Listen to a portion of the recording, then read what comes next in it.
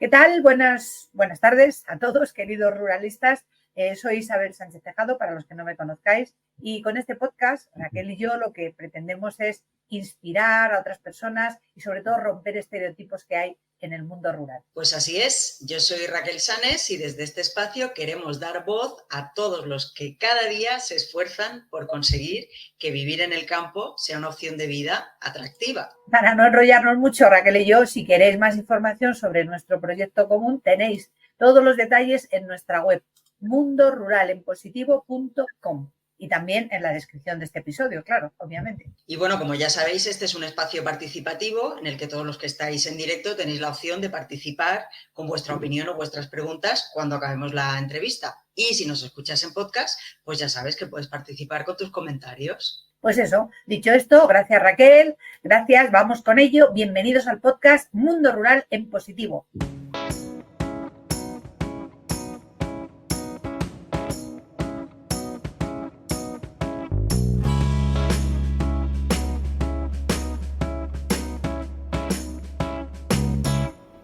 Venga, pues muy buenas tardes. Hoy nos acompaña Carlos Sánchez Alonso, que es fotógrafo de naturaleza, editor y empresario en el sector del ecoturismo.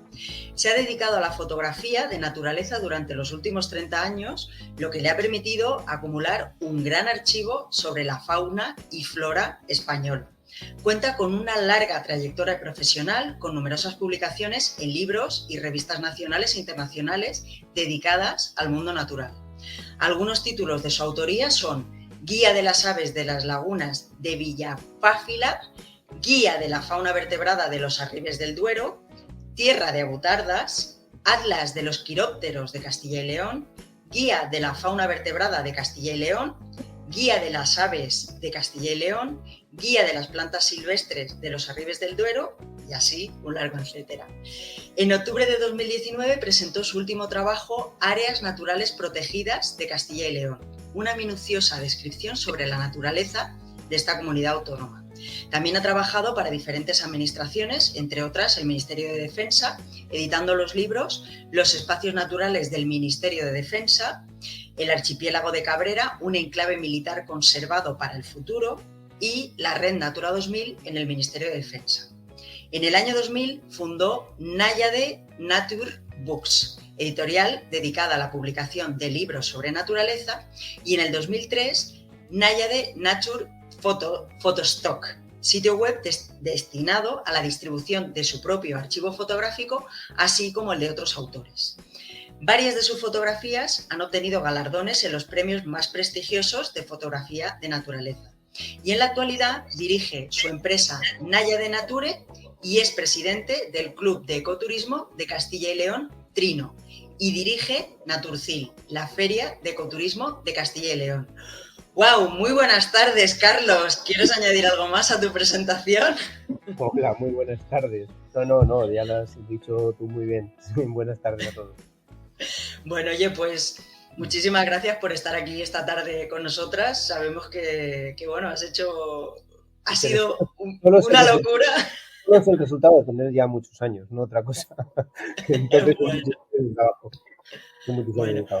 Oye, Carlos, cuéntanos un poco, bueno, pues sobre ti y sobre todo cómo te involucraste en esto de la fotografía de aves. ¿Qué te inspiró a seguir este camino?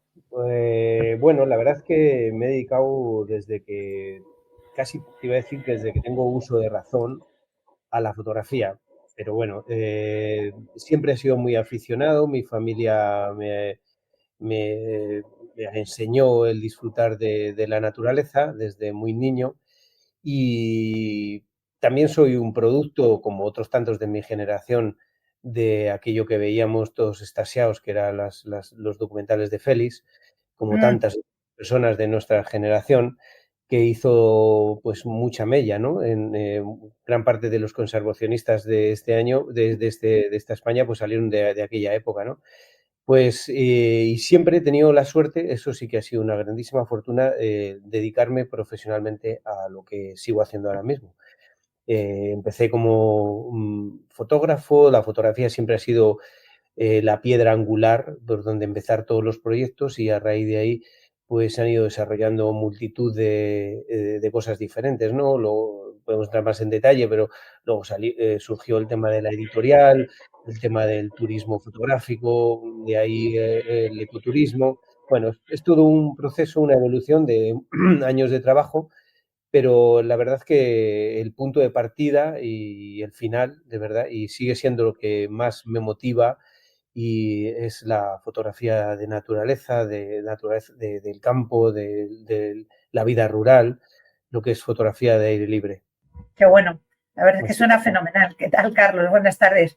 Bueno, tengo la Buenas. suerte de conocer a Carlos de hace bastante tiempo y del Club de Ecoturismo, pero sobre todo últimamente pues hemos estado en Naturcil juntos y la verdad es que he tenido la suerte de disfrutar de lo bien que lo dirige este evento. Así que mi pregunta, de todas maneras, es una que nos gusta hacer a todos los entrevistados y como es natural, lo que nos gusta saber es de dónde te surge esa implicación con el mundo rural, es decir, qué es lo que a ti te motiva, quién es tu inspiración o con quién te inspiraste para implicarte en el mundo rural. Bueno, pues como os comentaba anteriormente, yo soy no de un pueblo muy pequeñito, pero soy del mundo rural. Yo soy nacido en Medina del Campo, en Valladolid. He tenido mucho contacto con el campo, con la naturaleza desde muy niño, y ha sido mi gran pasión. Entonces, yo siempre tuve claro que quería dedicarme a esto, y a través de la fotografía pues han ido surgiendo los proyectos y la implicación con el mundo rural, ¿no? Luego vas conociendo, cuando vas teniendo más años, más conocimiento, más estudios, pues te vas implicando en proyectos, vas desarrollando temas, y es bueno, pues no puedo estar sin estar en el campo o sin estar en contacto con el mundo rural en realidad. Pero la inspiración, pues yo creo que pues ha sido desde muy joven, desde siempre. Qué bueno, Carlos. Oye, además tienes una empresa que es Naya de Nature, o Nature, nos lo dices ahora, que es un tour operador dedicado al diseño de itinerarios y paquetes hechos a medida para visitar y conocer los espacios naturales de Castilla y León de forma, decís, exclusiva y en armonía con el medio ambiente. Comparte, por favor, con nosotros cuál es la misión y visión de tu empresa y cómo contribuye a la conservación de esta vida silvestre. Sí, Naya de Nature, yo digo Naya de Nature. Vale. Y te lo agradecemos porque estábamos ahí dudando. Naya de Nature es un poco más que esto que comentas, que ahora también os lo explico. En realidad, la empresa recoge un poco pues, los tres mundos en donde me he movido profesionalmente y donde me muevo, de hecho, actualmente. Digamos que Naya de Nature tiene como tres patas.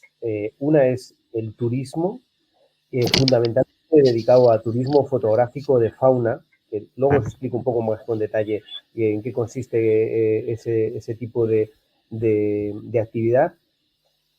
Otra pata importantísima es la editorial, de edición de libros y publicaciones, todas relacionadas con el medio ambiente y con el mundo natural y el mundo rural. Y otra es pues la dirección de Naturcil, que es la feria de ecoturismo, que también lo hace la misma empresa. Entonces, en principio, lo que es la parte más turística, que la desarrollo durante gran parte del año y es la que me ocupa pues buena parte de mi actividad a lo largo de los meses, pues es lo que se ha puesto muy de moda en muchos sitios, que es viajar fotografiando, viajar para fotografiar cosas. Hay gente que viaja pues para ver monumentos, los clientes míos todos son para fotografiar fauna, que es un poco complicado, ¿no? Entonces, se valen de expertos en los que llevamos mucho tiempo trabajando con especies complicadas y difíciles, sensibles, protegidas, que hay que tener primero unas autorizaciones especiales y luego también una experiencia y un cuidado con bastante mimo. Pues yo o sea, recepciono gente de muchísimos países que vienen a fotografiar especies muy concretas conmigo. Pues estamos una semana fotografiando pues rapaces, aves, águilas reales, águilas perdiceras, y para ello, en plena llanura en primavera, las abutardas, por ejemplo, y para ello nos servimos de una red de observatorios que están previamente ya instalados, llevan instalados mucho tiempo, y donde podemos poder trabajar un poco con estas especies tan delicadas, para que, digamos, así, los turistas fotográficos, los fotógrafos que vienen en busca de estas especies, puedan fotografiarlos con bastante garantía en sus resultados, que es muy importante, y también en el cuidado y en el que no va a haber ningún problema con ninguna interacción con dichas especies, ¿no? Entonces, eso lleva un trabajo bastante minucioso, pero viene mucha gente, viene de muchos países, hay una afición bastante grande al tema de la fotografía de fauna. Entonces, fundamentalmente mis observatorios, la red de observatorios, pues la tengo en espacios naturales de Castilla y León, y trabajamos con pues, las especies más emblemáticas, ¿no? que puedas imaginar, sobre todo de aves. Una de las que más, por ejemplo, tiene aceptación en primavera, pues es la rueda de las abutardas, que es un espectáculo que es de primer nivel mundial, la verdad, a nivel ornitológico, porque muchas veces cuando estamos entre estas especies o estas maravillas que tenemos tan muy cerquita de casa, no las damos el valor que luego tienen en realidad. Entonces, yo recibo grupos de Holanda, de Bélgica, de Francia, de Inglaterra, de Taiwán, de Estados Unidos, que solo vienen a ver el celo de estas avutardas, pero a nivel faunístico es tan excepcional que está pues, al mismo nivel que otras manifestaciones que vemos en las documentales, en National Geographic y tal, y que todo el mundo quiere ir a ver, ¿no? Todo el mundo quiere ir a ver los osos polares cazando tal, o los osos pescando los salmones en Canadá. Bueno, pues en ese circuito de cosas excepcionales de la naturaleza están nuestras aves, y algunas de ellas es, por ejemplo, pues las avutardas, ¿no? Ese celo, ese ave que es la más pesada del planeta, que es capaz de volar. O sea, tiene muchas y tiene una parada nupcial pues muy llamativa, que a los fotógrafos pues nos llama mucho la atención. Entonces, eso es una parte de Naya de Nature, que es el turismo fotográfico, que es la que os digo que me lleva muchos meses del año. La otra es la edición de publicaciones. Pues en el año 2000 surgió la idea siempre a través de la fotografía, de arrancar una editorial especializada en libros de naturaleza. Y bueno, pues a pesar de los vaivenes del mercado, de la aparición de los ebooks y de todas las cosas que parece que siempre los libros van a llegar y que ya no, ya los libros no van a desaparecer, pues no, seguimos haciendo libros. Yo sigo disfrutando muchísimo haciendo guías y publicaciones, y bueno, ahí sí estamos.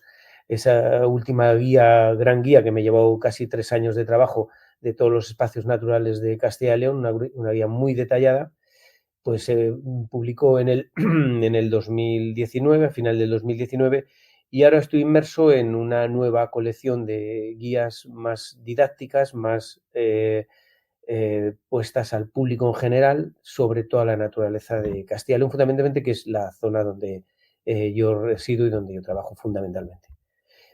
Es que tendrá el papel, ¿eh? Porque es verdad que nos sigue llamando la atención, pero Pues sobre sí. todo yo creo, no sé, eso para este tipo de ediciones, o sea, para este tipo de elementos, es decir, está bien ver un ave en una pantalla, es muy atractivo porque los colores, pero tener un cuaderno de campo, una guía y tal, como que te da la opción de estar ahí Y permanentemente.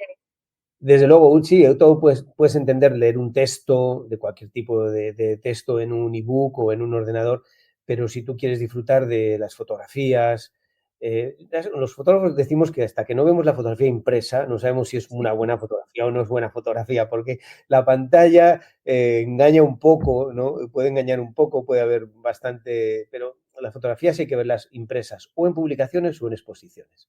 Ese es sí. donde puedes disfrutar de la verdadera fotografía a quien le guste la fotografía. A ti se ve que sí, que claramente es tu pasión y que Claro, lo vives de esa manera. Oye, total. como tienes una personalidad tan múltiple, ahora tenemos que hablar de otro tema, que es como presidente del Club de Ecoturismo de Castilla y León, de Trino. ¿Puedes explicarnos qué actividades y proyectos realiza el club y cómo promueve el ecoturismo en la región, en Castilla y León? Pues sí, el Club de Ecoturismo, que es una asociación de empresarios, fundamentalmente de empresarios, aunque también tenemos a destinos, a espacios naturales y a grupos de acción local que son socios colaboradores del Club de Ecoturismo, pero los socios de número son todos empresarios. Pues es un grupo de personas que se dedican a lo que es el turismo de naturaleza, fundamentalmente. La misión que tiene el club primero es de aglutinar este sector, que ya en sí ya es importante, el que la gente esté conectada entre sí, y esa es una misión que parece pequeña, pero que yo le doy mucha importancia cuando nos reunimos o cuando hacemos algún congreso, alguna cosa que todo el mundo hable y se conozca de diferentes provincias o diferentes actividades, eh, contrastar problemas y ideas. Pero bueno, aparte de esa conexión personal con todos los socios, eh, tenemos como dos vertientes fundamentales en el trabajo del club. Una es el trabajar hacer de interlocutor realmente de los empresarios con la administración en diferentes aspectos. Por ejemplo, en lo que hemos estado más liados estos meses atrás o incluso estos años atrás, porque llevamos bastante tiempo detrás de ello, ha sido en la redacción del decreto de ecoturismo de Castilla y León, que lo cual es de suma importancia porque hasta ahora no es una actividad reconocida a nivel legal. Las empresas de ecoturismo están en un apartado en la Consejería de Ecoturismo que llaman actividades complementarias de turismo, pero no hay una normativa específica donde nos pueda proteger y dirigir en cuestiones de turismo de naturaleza. Entonces, de la mano de la Dirección General, hemos estado insistiendo durante varias legislaturas, hasta ahora sin éxito, pero ahora parece ser que con el nuevo director pues está todo más encarrilado. Hay ya un boceto incluso de texto de decreto de ecoturismo que esperemos que, no sé si va a dar tiempo a que este año se publique, pero seguramente a principios del próximo año verá la luz. Yo creo que es bastante importante. Y luego, otra parte importante, aparte de hacer esta interlocución entre empresa y administración, eh, la otra parte importante es la de promoción de las propias empresas y de sus propias actividades. Estamos inmersos ahora en el diseño de un catálogo de experiencias de ecoturismo de Castilla y León que van a aparecer todos los socios con sus actividades que ahora mismo formamos el club, por lo cual también es muy importante. Tenemos nuestra propia página web para su promoción y ahí y poco a poco cada año tuvimos un año, hemos hecho también jornadas de sensibilización, jornadas provinciales por todo Castilla y León, captando, dando a conocer qué es el Club de Ecoturismo, cuál es su misión y facilitando que se puedan asociar. Y ahora además con un añadido, ¿no? También muy importante es que el Club de Ecoturismo Castilla y León forma parte socio del Club Nacional de lo que es Soy Ecoturista, entonces nos abre otro espectro de posibilidades a la hora de promocionar nuestras empresas. Muy bien. Oye, siguiendo con este tema del ecoturismo, también has tenido una destacada participación en lo que es la organización de Naturcil, que es la Feria de Ecoturismo de Castilla y León. ¿Qué nos puedes contar sobre este evento y bueno, y sobre su evolución también a lo largo de los años? Sí, bueno, Naturcil ahora es lo que estoy dedicado cuerpo y alma, pues también mucha parte del año, ¿no? Cuando no estoy con clientes haciendo fotos a los pájaros, pues realmente Naturcil me lleva muchísimo tiempo. Naturcil fue una idea mía, en realidad, surgió de aquí Y yo me di cuenta que teníamos una comunidad autónoma con unos valores ambientales excepcionales a nivel europeo, o sea, de los mejores. Hay otras regiones de España que son también muy biodiversas y tienen muchos atractivos, pero la variedad que tiene Castilla y León de tener la suerte de estar enclavada donde está, en esta meseta, donde a caballo entre dos mundos, el mundo atlántico, el mundo mediterráneo, el sur de Castilla y León más cerca de Extremadura y Castilla-La Mancha, el norte muy parecido, ya muy cerca de lo que son los hayedos y los robledales europeos, pues tenemos una variedad y una biodiversidad muy grande, ¿no? Entonces, necesitábamos un evento donde poder poner esto de manifiesto, donde poder reunir a las empresas, donde poder reunir a los destinos y donde realmente también enseñar al público visitante qué es lo que tenemos, ¿no? Y qué posibilidades tiene y poder transmitir un poco de emoción y de ilusión para que la gente que está en un medio rural, que tiene la oportunidad de dedicarse un poco a enseñar lo que tiene en su pueblo, sus valles, sus montañas, que seguro ha habido mucha gente que ha salido así, simplemente estando en su mundo rural y para poder enseñar todo lo que tenemos.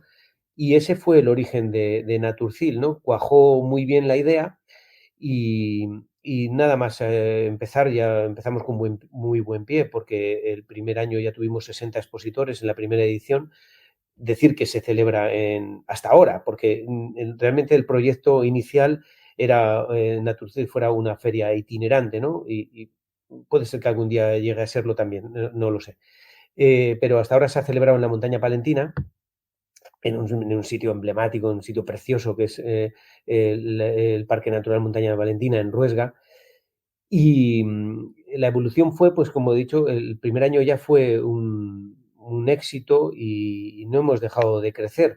Tuvimos la gran fortuna, por el mes que se celebra Naturcil, que es en septiembre, de que en el año de la pandemia se pudo hacer. De hecho, fue la única feria presencial en España que se celebró, lo cual eso pues yo lo veía bastante importante por no dejar un año de conexión, sin dejar de hacer el evento.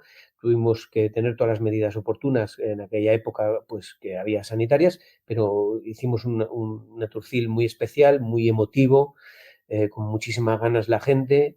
Y este año pues hemos cerrado la feria con 90 expositores, con más de 100 actividades que organizamos durante el fin de semana y con unas visitas de unas 10.500 personas, lo cual estamos muy contentos, muy satisfechos realmente de cómo va la feria. Hay 13 comunidades autónomas implicadas, cada vez una comunidad autónoma más. Bueno, yo creo que tiene mucho futuro. Nos hemos puesto como referente nacional ya en una feria de turismo de naturaleza o de ecoturismo y seguro que va a ser más, ¿no? O sea, que vamos a ir a más. Tenemos grandes objetivos y grandes retos por delante. El primer objetivo que lo hemos empezado a abordar ya este año y el próximo año va a ser mucho más fuerte, va a ser la internacionalización, el, el poder, el procurar que acudan destinos internacionales a enseñarnos también sus valores naturales y de ecoturismo y que puedan ver lo que se está haciendo en España, ¿no? Ya de hecho, sí que un poco internacionales somos porque hacemos un mercado de contratación. El viernes siempre se hace un mercado de contratación entre empresarios y turoperadores extranjeros. Este año ha habido 10 turoperadores extranjeros y más de 50 empresas implicadas en la jornada de comercialización. O sea que, bueno, ya Naturcil también sí se va conociendo a nivel exterior, pero tiene que ser mucho más todavía. Ese es uno de los grandes objetivos, entre otros, entre otros. Bueno, doy fe que desde luego Naturcil es una gran feria. Yo he podido asistir este año y la verdad es que me sorprendió gratamente. No solamente el entorno, Ruesga es un sitio precioso y no lo conocía y la verdad es que me parece precioso, pero sobre todo cómo está organizado y cómo está todo alrededor de poner de manifiesto que la naturaleza y que la vida en el campo realmente es interesante y que es una opción. Y me gustó mucho esa parte, o sea, la parte en que está todo centrado y de alguna manera el eje central es la naturaleza y es todo aquello que está relacionado con la naturaleza. O sea que enhorabuena, Carlos, porque desde luego para mí esta edición, que es la que he conocido, me ha parecido un éxito tremendo. O sea que magnífico. Sí, sí, claro, esa es la filosofía en realidad. Luego también hay muy buen ambiente. Tenemos un ciclo de conferencias que es espectacular, o sea que es de los mejores ciclos de conferencias que puedes tener en España a nivel de temas de naturaleza, de conservación, de turismo, de destinos. O sea, dedicamos mucho trabajo a las actividades porque también queremos que el público visitante, que es otra de las partes muy importantes y que le damos mucha importancia, pues venga, primero a aprender, porque puede aprender muchas cosas, a informarse, que sobre todo puede informarse de muchísimas más, pero también a divertirse y que venga a disfrutar y que sepa que hacer viajes a la naturaleza es muy enriquecedor, que puedes apoyar y apostar siempre por la conservación. Siempre hemos dicho, ¿no?, que lo que conoces, pues es como es más fácil de conservarlo. Entonces, esa implicación del visitante, por eso nosotros dedicamos muchísimo esfuerzo al programa de actividades y echamos el resto, ¿no? Porque damos mucha importancia a todo el mundo que nos viene a visitar. Por supuesto, a los expositores, que ellos ya hacen su trabajo, y a todos los conferenciantes y demás, ¿no?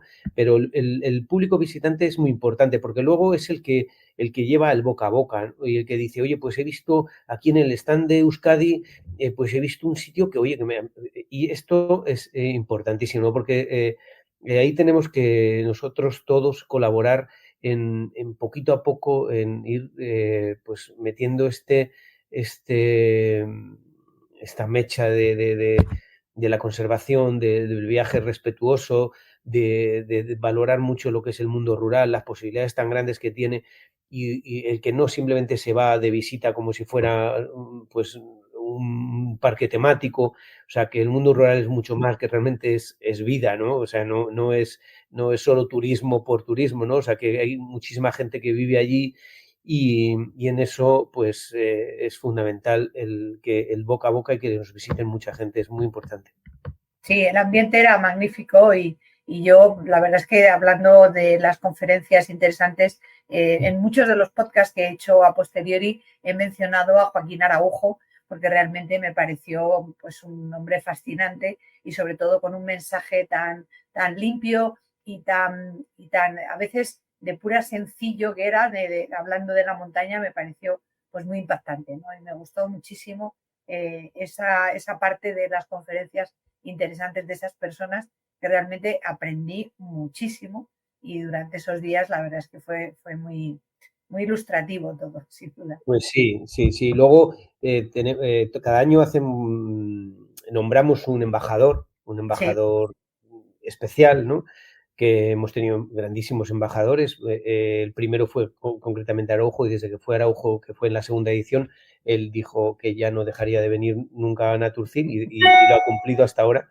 Así que sea el tema que nosotros tratemos, pues, pero luego hemos tenido a Sol de la Cuadra Salcedo como embajadora, hemos tenido a Miguel Delibes de Castro. Bueno, procuramos a gente muy emblemática que pueda transmitir un poco lo que es el feeling del evento.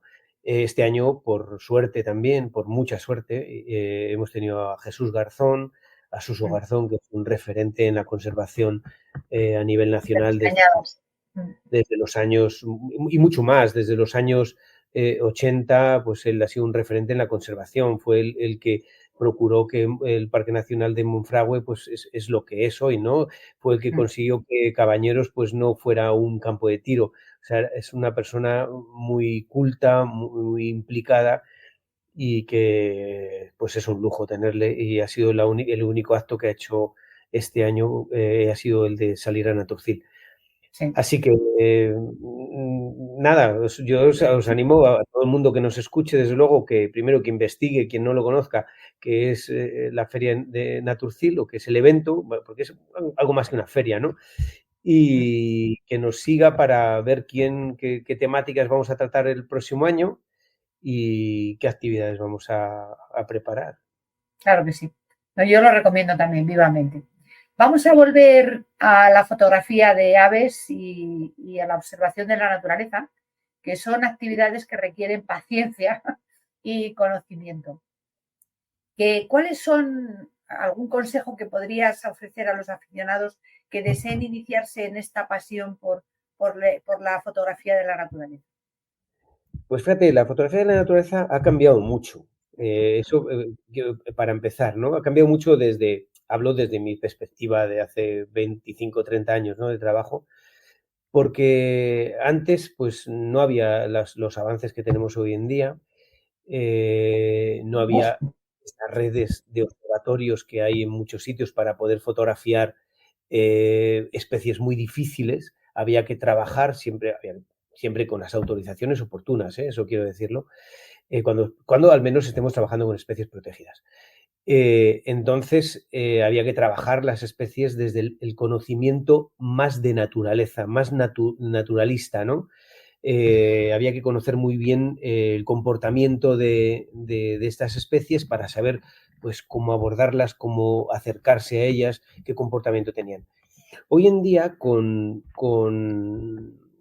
este nuevo turismo fotográfico, del que os he hablado antes, pues las cosas son mucho más sencillas. De hecho, por eso ha habido la explosión que ha habido en la fotografía de naturaleza. Yo siempre digo que se han juntado como 3 factores para explosionar lo que es la fotografía de naturaleza en este siglo XXI.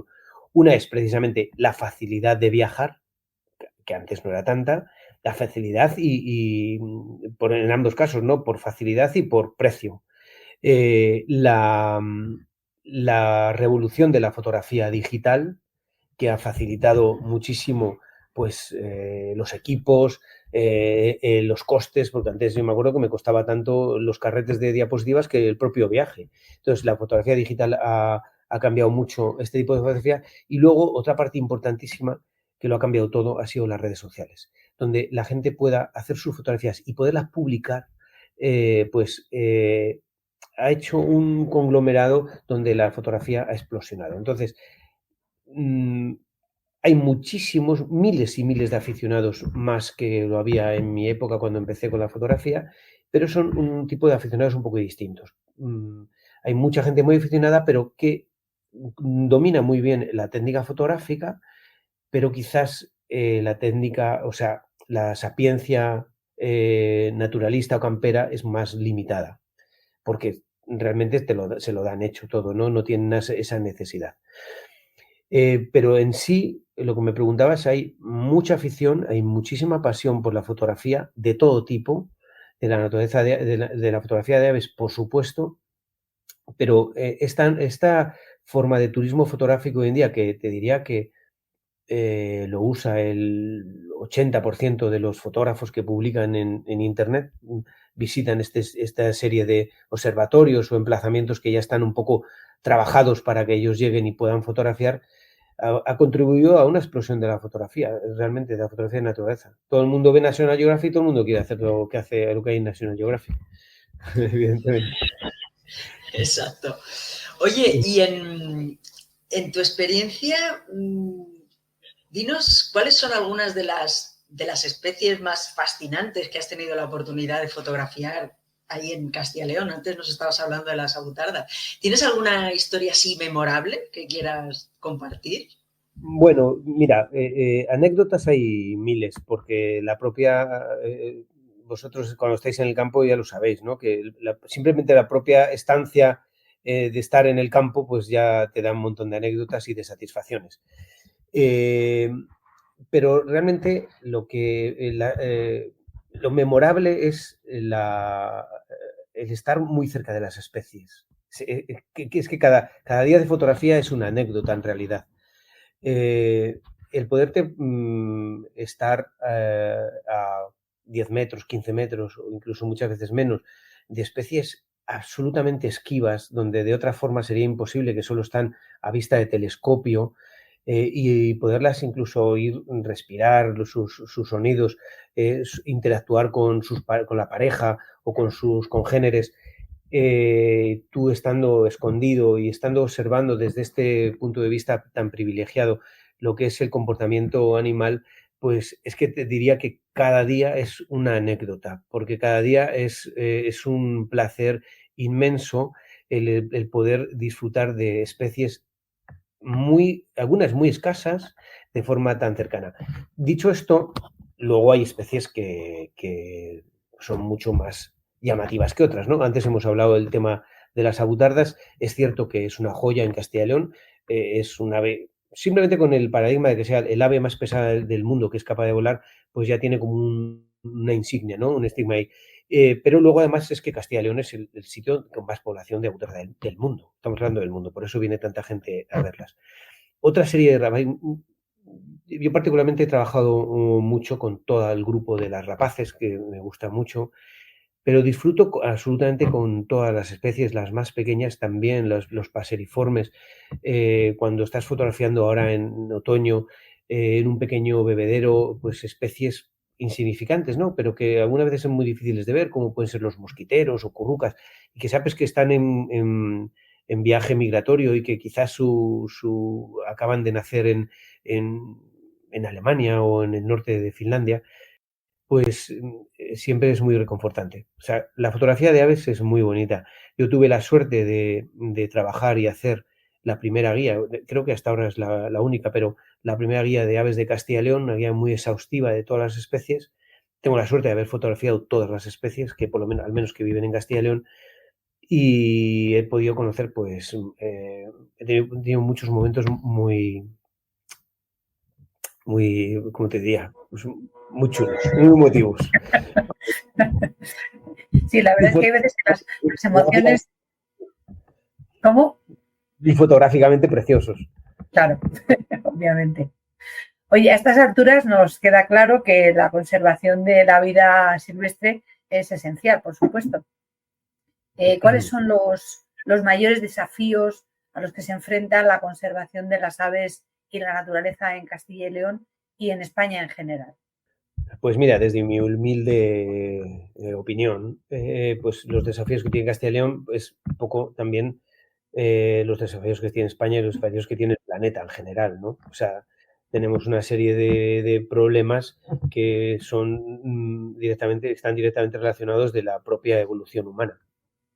Entonces, si nos restringimos a problemáticas de Castilla y León y cosas, haciendo el visor un poco más pequeño,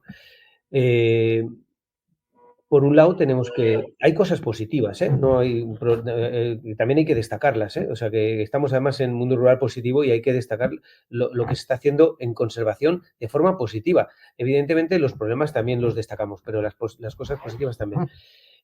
Por ejemplo, el medio forestal, pues en Castilla y León creo que se ha incrementado en un 25, un 30%. O sea, tenemos muchos más bosques que hace 20 años.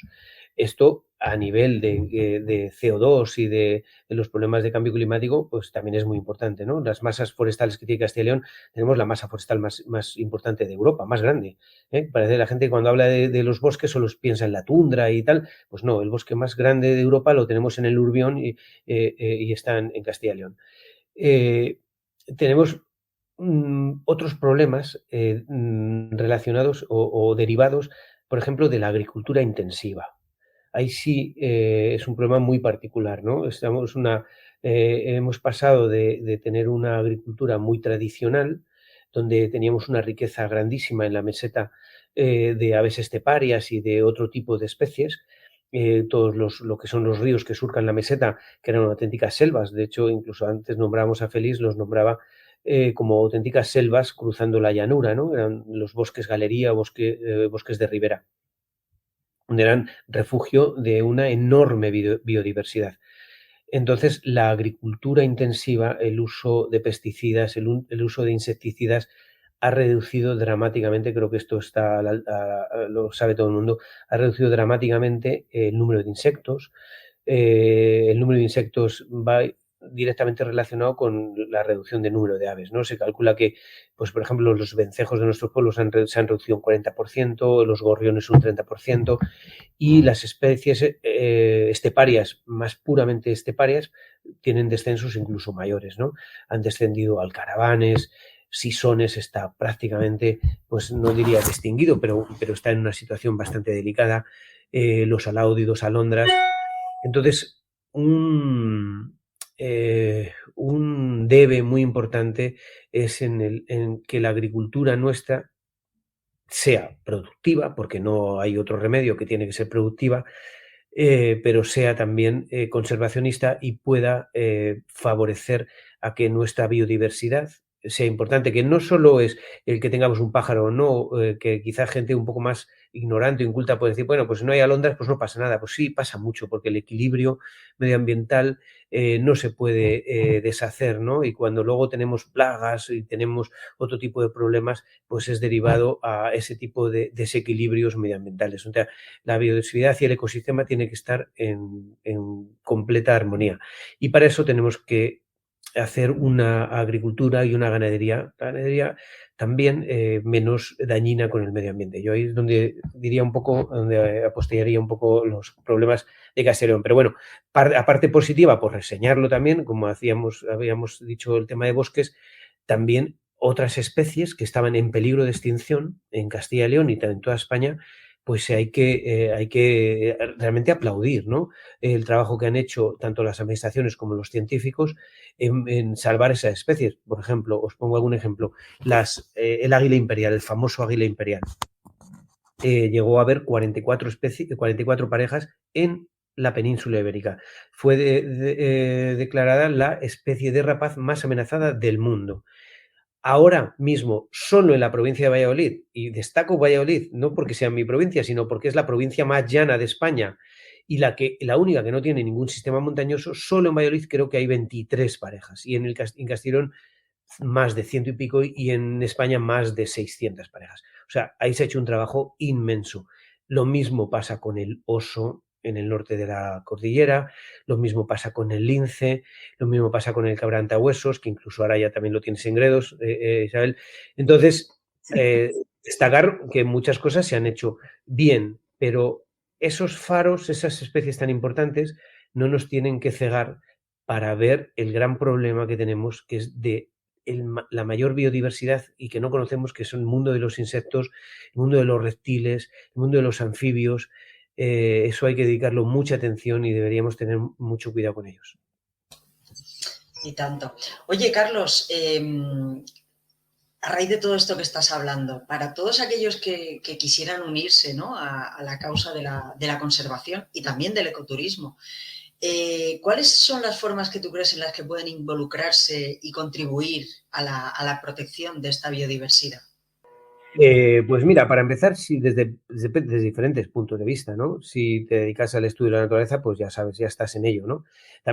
Antes se me olvidó destacar que parte de los observatorios que tengo están dentro de programas de conservación de especies. O sea, o sea que también el hecho de que vayan fotógrafos turistas, por llamarlos de una forma, pues también favorece un poco a especies en peligro de extinción. Pues hoy en día creo que el tema de la conservación pasa por tu propia conciencia personal. Creo que cuanto más seamos que tengamos una conciencia personal de conservación, pues mejor irá el planeta en general, ¿no? Si tenemos una buena educación de pequeños, pues mejores empresarios saldrán que no querrán contaminar, ¿no? Si tenemos turistas donde utilizan empresas que están comprometidas, pues por ejemplo, con cartas europeas de turismo sostenible o con otro tipo de certificaciones que nos garantizan que están desarrollando su actividad de forma coherente y de forma sustentable con el medio ambiente, pues también estás ayudando a conservar, ¿no? Yo creo que el hecho de nuestra propia actitud personal, porque grandes retos realmente ya sabemos que van a ser muy difícil poderlos conseguir, ¿no? Porque están en manos de los estados o de los gobiernos autonómicos o incluso de organizaciones mundiales más grandes, ¿no? Pero nosotros, la contribución del día a día, de ir contagiando a todo nuestro entorno, de que la conservación de la naturaleza es tan importante en todos los aspectos de nuestra vida, ¿no? Que a nuestros hijos pues les eduquemos en ese mundo que tienen que seguir apostando por la no contaminación y el apoyar a cualquier tipo de organización que esté en esta contribución, es lo que yo único puedo decir, porque los grandes retos, como comentamos, pues están realmente en manos de los gobiernos, ¿no? Y ahí luego ya cada uno tenemos nuestra hora de opinar, que es cuando votamos a que nos gustan unos gobiernos u otros, ¿no? O sea que, pero la concienciación personal es, creo que lo más importante. ¿Qué razón tienes? La verdad es que es importante que cada uno, en la medida en que pueda, haga lo que tenga que hacer, pero sobre todo eso es esa conciencia personal de que esto es lo que yo puedo hacer. Y yo creo que son los grandes logros, porque las conciencias individuales son las que van haciendo al final que la colectividad, y como tú dices, con el ejemplo es lo mejor. O sea, en vez de predicar mucho, pues predicar con el ejemplo, es decir, haciendo que tu vida sea realmente de esa manera. Me parece importante. Claro que No sí. lo dudo, es así, no lo dudo. También es cierto que luego hay que destacar que hay muchísima gente trabajando para ello, ya a nivel profesional, o sea que todo va dando también sus retornos, ¿no? O sea que Frutos, sí. no todo es un trabajo que queda baldíos, o Mm. sea, mucha gente, mucha implicación, muchísimo esfuerzo, muchísima inversión, empresas, administraciones particulares, hay mucha gente dedicada a la conservación y hay que tener un espíritu positivo y realmente pues el camino será largo y quizá nunca lleguemos a un final, posiblemente, porque la propia evolución humana, pues en cada siglo incluso habrá unos retos diferentes, ¿no? Pero lo importante es seguir trabajando y nunca desanimarse y siempre hacerlo con buen tesón y viendo la parte positiva. Yo creo que, por verlo en positivo, además también creo que nunca hemos tenido tanta conciencia conservacionista de alguna manera de ser parte de un ecosistema, es decir, de esa conciencia de que lo que tú hagas, lo que tú haces realmente tiene repercusión siempre y eso es importantísimo. Y creo que ahora es el momento, al menos bueno, de mi vida, ¿no? Yo no tengo una gran experiencia en esto, pero lo poco que he vivido en este sentido, creo que ahora hay mucha más conciencia que antes, sin duda alguna. Así que algo se estará haciendo, sin duda, y alguien desde luego está trabajando en ello. Y yo creo que los que estamos aquí ahora, pues puede ser que seamos parte de ese, Sí. de ese grupo de personas concienciadas. Sí. Yo casi, fíjate, ahora también por si alguien nos escucha, que nos escucharán digo, alguien interesado en este tema. A mí me gustaría abogar también porque se han gastado muchísimos esfuerzos en protección de espacios, en protección de especies, muchos proyectos que han sido súper positivos y que han tenido que ser así, ¿no? Pero yo he hecho en falta, quizás por mi visión un poco más fotográfica, más de tener otro tipo de sensibilidad, de que me fijo a lo mejor en colores, en luces y en contrastes y en una serie de aromas que cuando estás en el campo pues pasan desapercibidos. Pero la protección del paisaje nuestro esté protegido o no esté protegido, porque parece que ahora solo merece protección lo que es un espacio protegido. Y yo doy muchísima importancia a tener un paisaje, un país, que es lo que nos define como país, que no nos lo rompan, ¿no? Porque ya cambió España de forma dramática en los años 60, 50, 60, 70 con el boom del turismo, que desaparecieron parte de nuestras costas, que hoy en día, con la conciencia que hay, no hubiera pasado, estoy convencido que no hubiera Sí. pasado, o hubiera pasado mucho más minimizado, pues quien tenga esa capacidad de proteger el paisaje, que se anticipe estos 30 años, de que adentro de 30 años, que digan, pero ¿cómo harían esta locura esta gente de cargarse o Este de paisaje. este paisaje, ¿no? Entonces, yo soy muy de proteger el paisaje, porque protegiendo el paisaje proteges todo lo que está dentro del paisaje y ahí me gustaría que se hiciera muchísimo más esfuerzo. Sí, de verdad, no sabes cuánto te agradezco esta incursión porque, claro, soy una gran defensora de ese paisaje. Yo soy una activista absoluta y sabes perfectamente que todos los años organizo el Festival del Piorno, que está basado en un paisaje espectacular que durante los meses de mayo y junio realmente se propicia en la Sierra de Gredos. El Piorno existe en todo el mundo, pero aquí es que se da en grandes extensiones. Y claro, ya hemos tenido que ir alguna vez a medio ambiente a decir que por qué había esos desbroces tan inhumanos, sobre todo en la época de la floración, porque entendemos que tiene que haber desbroces y que los campos tienen que regenerarse, entendemos eso, pero el piornal no solamente es un paisaje, sino que es un ecosistema donde viven muchísimos insectos, muchísimos reptiles y muchísimas aves. Tú lo conoces mejor que yo, pero vamos, aquí viene mucha gente de Centro Europa a ver el pechiazul o el roquero rojo o el verderón serrano, porque son especies que se dan en este ecosistema. Entonces no entendemos cómo no se conserva ese paisaje desde todos los ámbitos, es decir, desde cualquier lado, para mantener eso que es tan único en el mundo. Esto nos lo contaba además un biólogo, que además es director del Botánico de Oviedo, que yo le decía, hombre, es que piornos hay en todo el mundo y es verdad que es un paisaje tremendo el que hay en Gredos, que yo creo que es muy, muy espectacular por la cantidad y la extensión. Y dijo, no solamente eso, es que es el único lugar del mundo donde se dan esas grandes extensiones, porque no ha habido otro sitio donde se hayan dado todas las circunstancias para que eso ocurra. Entonces, es tremendo. Para mí eso es algo primordial y creo que el paisaje además es lo que nos permite un turismo sostenible, porque el que viene a ver un paisaje es alguien que no va a destrozar nada, sino que viene a valorar y a apreciar algo y que es sensible a un paisaje, sensible a una obra de arte de la naturaleza. Entonces creo que es lo que has dicho, vamos, es tremendo porque para mí, desde luego, es mi lucha, es mi activismo total en ese sentido. O sea que sí, gracias. Sí, sí, muy bien, estupendo. Vale. Oye, vamos a volver a Naturcil porque yo quiero que nos vayas desvelando y nos cuentes algo sobre el futuro de esta feria y sobre todo el futuro inmediato, es decir, de aquí al la edición del 2024. ¿Que nos puedes adelantar algo o tienes muchas cosas todavía secretas?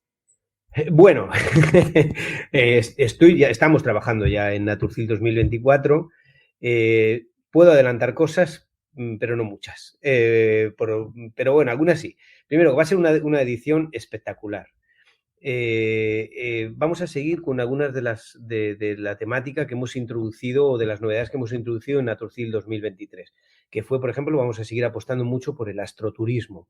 Este año teníamos una carpa exclusiva de astroturismo, se hicieron unos cursos, la Fundación Starlight hizo unos cursos de monitor, teníamos un planetario móvil que la gente disfrutó y los críos también muchísimo. Entonces, el astroturismo vamos a seguir apostando por él.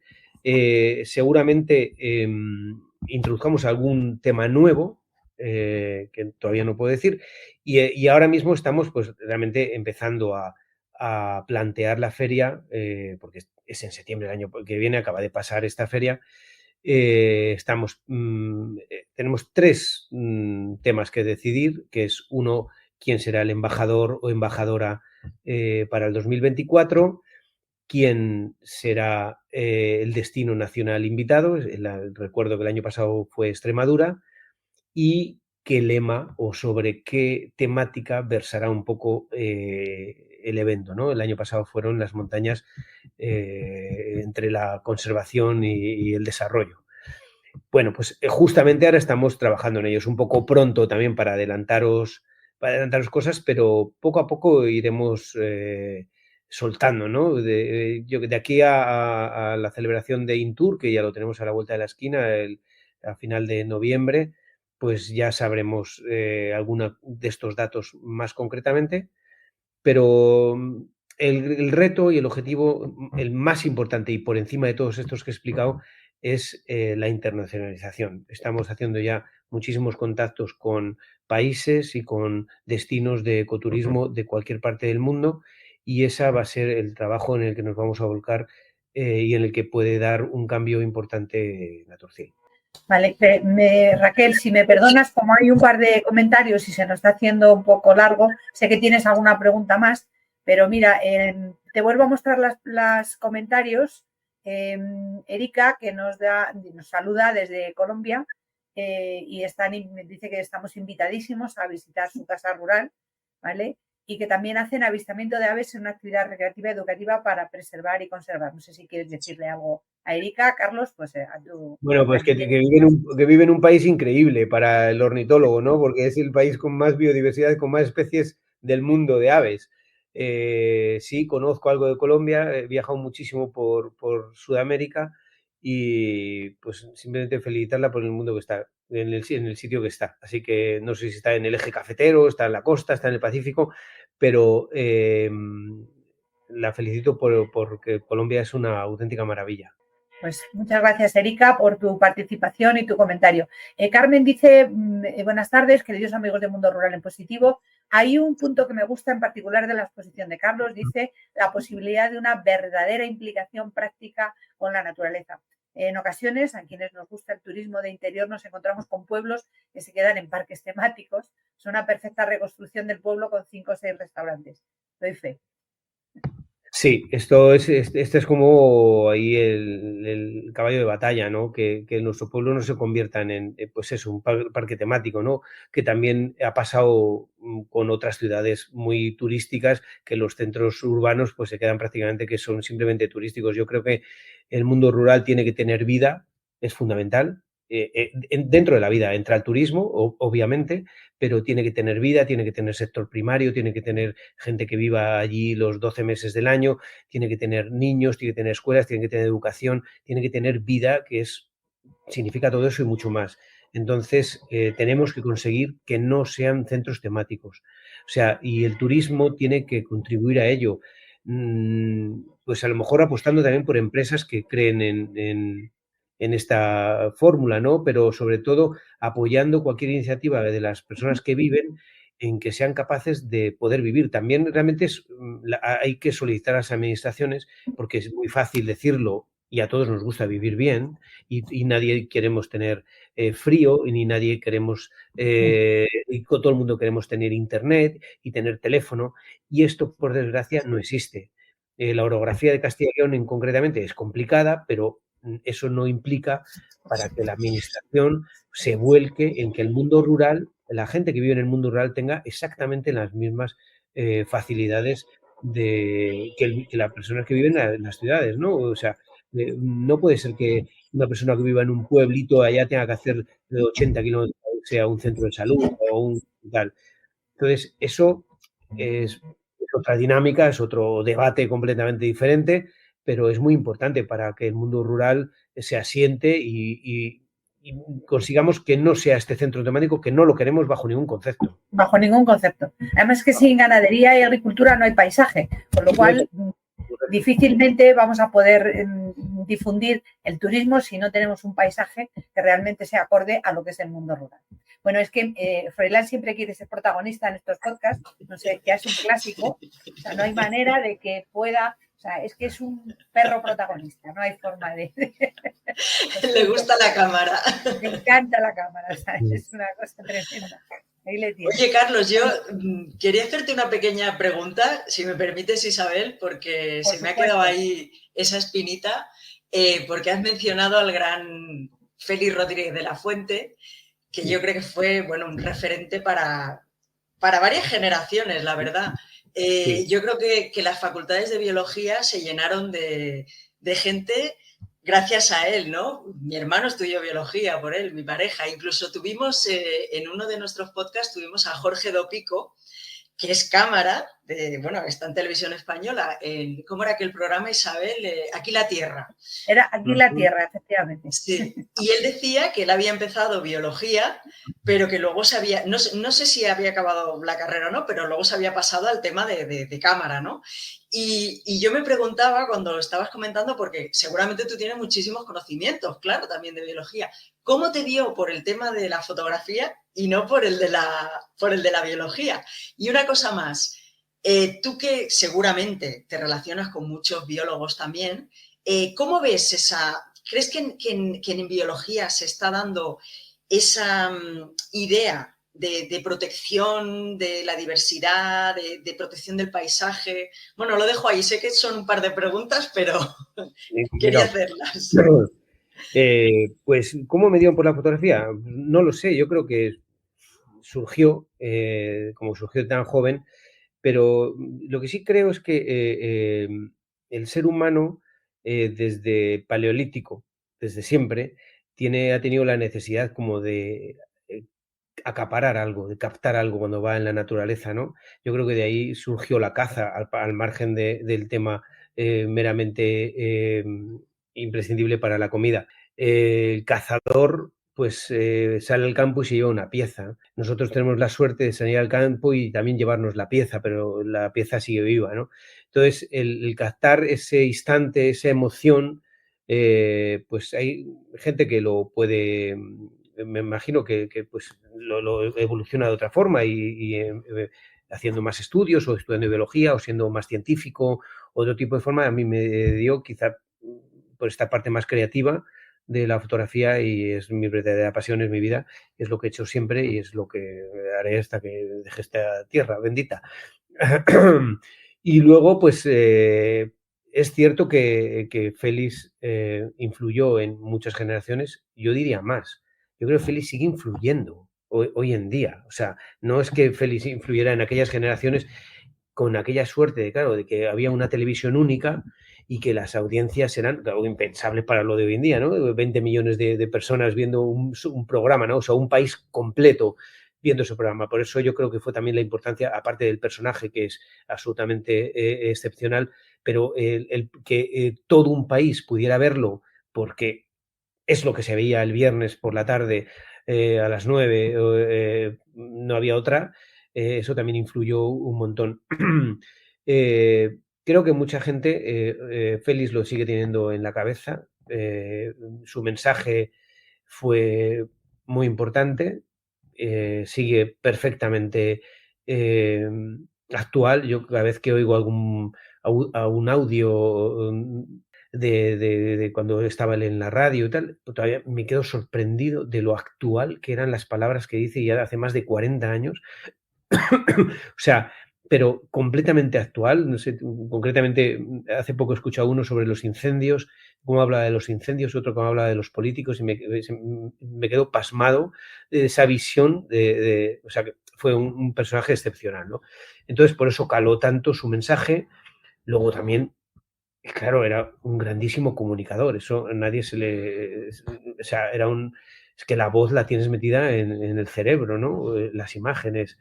Y, en fin, yo tengo mucha suerte de haber podido, aunque fuera muy juventud, porque cuando murió yo todavía era muy joven, pero aquellos programas los vivía como un auténtico acontecimiento familiar, ¿eh? Porque allí no hablaba nadie delante Sí, no de hablaba verdad. absolutamente nadie delante del televisor.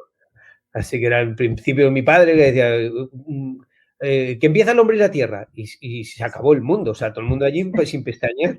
Y eso, claro, un país entero que en un 99% era así, en un país entero, pues es impresionante.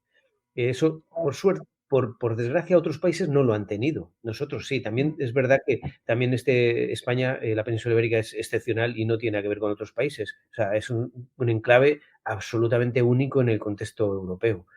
Así que bueno, en fin, pues así surgió la fotografía y es de la forma que me expreso. Pues Raquel, si quieres ir despidiendo ya, porque mira, estamos ya fuera de hora, si quieres. Vale, pues nada, pues muchísimas gracias, Carlos, por habernos acompañado esta tarde. Ha sido, bueno, un rato fantástico y a mí me ha encantado todo lo que nos has explicado. Así es que gracias. Espero que tengamos en otras ocasiones que nos expliques toda esta evolución del ecoturismo y todo eso. Y nada, agradeceros también a todos los que nos acompañáis en directo y a los que nos escucharéis en podcast posteriormente. Gracias, ruralistas, porque con vosotros es posible este movimiento social de Mundo Rural en Positivo. Bueno, pues Carlos, si quieres despedirte de la audiencia, este es tu momento. Y muchísimas gracias a vosotras por invitarme a este espacio tan ameno y tan íntimo. Y bueno, a la audiencia, pues espero que los que hayan estado en directo pues nos han escrito, los que no, pues como decía Raquel, pues escribirán en los comentarios y estoy a disposición de cualquiera para cualquier tipo de duda o de sugerencia incluso. Así que soy una persona bastante abierta. Así que saludar a todos y muchísimas gracias. Bueno, pues gracias a ti, Carlos. Así que así ha llegado la hora de despedir este episodio y nos despedimos, por supuesto, hasta el próximo miércoles. Así es, nos oiremos a las 7 de la tarde, hora española, para seguir rompiendo estereotipos. Os esperamos a todos. Ya sabes, si te ha gustado el episodio, puedes dejar tus comentarios y preguntas, porque nos encanta tu participación. Y si quieres hacerle también a Carlos preguntas, ya veréis que luego cuando editemos el episodio tendréis todos los datos de contacto para que le podáis hacer a él todas las preguntas que queráis.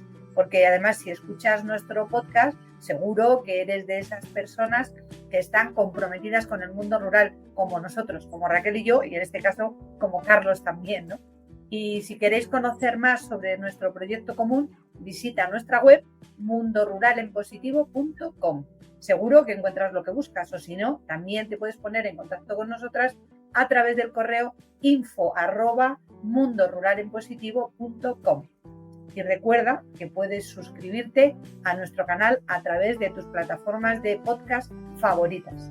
Así que ya sabes, os esperamos a todos el próximo miércoles para seguir rompiendo estereotipos y para seguir hablando del mundo rural en positivo. Hasta el próximo miércoles.